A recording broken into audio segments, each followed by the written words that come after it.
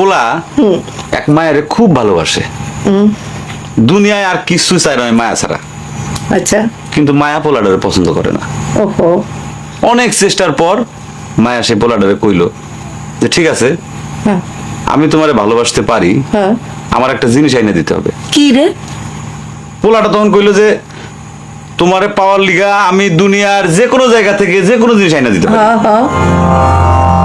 মায়েরা তখন কইলো তুমি তোমার মায়ের কলজাটা আমার আইনা দাও।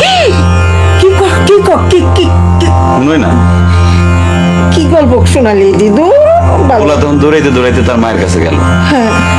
মারে যা কইলো, মা আমি একটা মায়ের ভালোবাসছি, তার ছাড়া বাঁচব না, হ্যাঁ। কিন্তু ওই মায়া আমার একটা জিনিস নিয়ে যাইতে কইছে, সেটা হলো তোমার কলিজা। তুমি যদি তোমার কলিজাটা আমার দাও, ওই মায়াটা কলিজাটা পাইলে আমার ভালোবাসবে। মা তখন কইল তুই আমার একমাত্র বুকের ধন, তোর সুখের জন্য আমি সবকিছু করতে পারবো।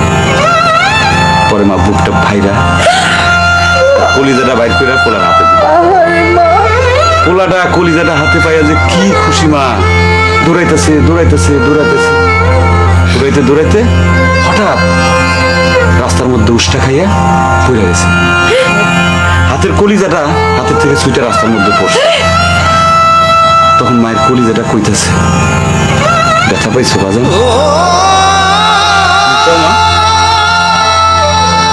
মায়া যদি এইরকম কয়, সেই মায়ের আমি, আমার মনে হয় জগতের সব মায়ে একরকম, মা আমি পারবো না, মা আমি তোমার সাথে থাকতে পারবো না, মা।